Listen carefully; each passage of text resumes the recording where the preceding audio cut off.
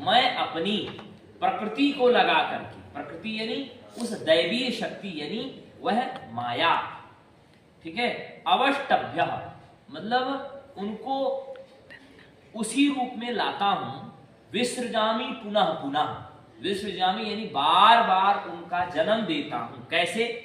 तो भूतग्राम इमं कृष्ण, जो संपूर्ण भूत है, संपूर्ण भूत यानी हम और तुम, हम और तुम, तो हमारा और तुम्हारा जो जन्म होता है वह कैसे होता है? तो तुम्हारे अवष्टभ्य यानी तुम्हारे कर्म से होता है। कैसे होता है? कर्म से।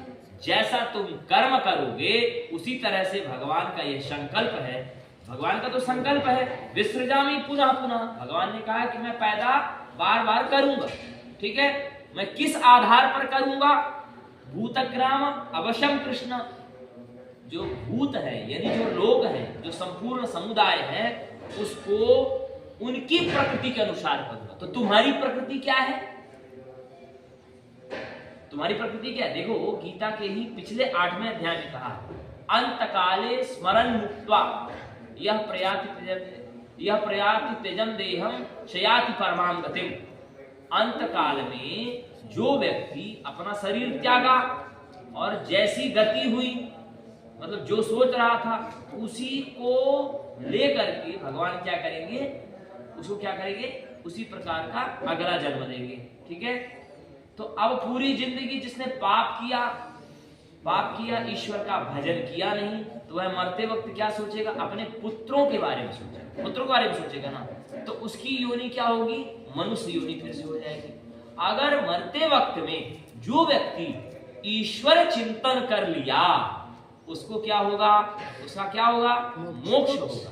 अगर मोक्ष नहीं हुआ तो वह अच्छा योगी बन के जन्म लेगा, तो फिर से प्रभु की प्राप्ति कर सकता है। तो भगवान का तो मात्र केवल संकल्प है, जैसे हमारा संकल्प है आपको पढ़ाना, वैसे भगवान का संकल्प है विसृजामि पुनः पुनः, बार बार जन्म देना।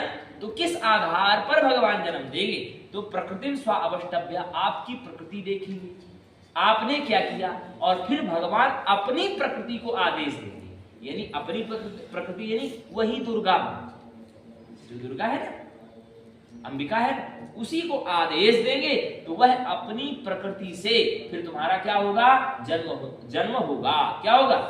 तुम्हारा जन्म होगा। देखो जल की प्रकृति क्या है? शीतल है, जल शीतल है। हमारा शरीर क्या है? मिट्टी से बना है, मिट्टी से बना है ना। तो अब जल और मिट्टी एक दूसरे को मिला दिया, ठीक है, तो अब उसे फैलना भी तो चाहिए। फैलने के लिए हमने क्या रख दिया उसमें? तो वो छिद्र भी तो होना चाहिए। यानी हमारा जो शरीर है, ये मुंह देख रहे हैं, मुंह के बीच में क्या है? आकाश। मुंह के बीच में क्या है? आकाश है। खाली जगह क्या है? आकाश। पेट के बीच में क्या है? आकाश। तो हम आकाशीय तत्व ले लिए, वही आकाश को भगवान ने मिला दिया। जल, पृथ्वी, जल, ठीक है, और क्या हो गया तुम्हारा? आकाश, ठीक है, अग्नि। शरीर जो है गर्म रहता है? नहीं रहता है? रहता है ना। इन सभी से हमारा शरीर बनता है। तो ये मिलेंगे कैसे? इनको मिलाएगा कौन? इनको मिलाएगा कौन? तो इनको मिलाने का जो काम करती है उसी का नाम प्रकृति है। उसी का नाम क्या है? प्रकृति। ठीक है। हम अच्छा बोले या आप अच्छा बोले, यह आप किससे सोचते हो? प्रकृति से। अब कहोगे बुद्धि से। अगर तुम्हारी प्रकृति उस प्रकार की नहीं रहेगी तो तुम्हारी बुद्धि सोचा पाएगी? तो यह पूरा विश्व जो चलायमान है किससे है? प्रकृति और पुरुष से है। किससे? तो प्रकृति हुई तुम्हारी, जिसे हम स्वभाव के रूप में कह लेते हैं, और पुरुष हुए मानव रूप में तुम। मानव रूप में तुम, तुम्हारे अंदर बैठा हुआ आत्मा, वह क्या है? पुरुष। आया समझ में आपको? भगवान का केवल मात्र संकल्प है आपको हम जन्म देंगे। तो आपका जन्म किस आधार पर होगा? आप जब कर्म करेंगे तो आपका जन्म होगा। अगर आप कर्म नहीं करेंगे बढ़िया, तो आपका जन्म कुत्ता, बिल्ली, इसमें भी हो सकता है।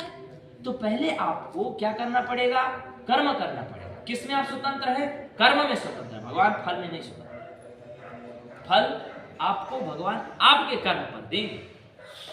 ठीक है। प्रकृतिम स्वामवष्टभ्य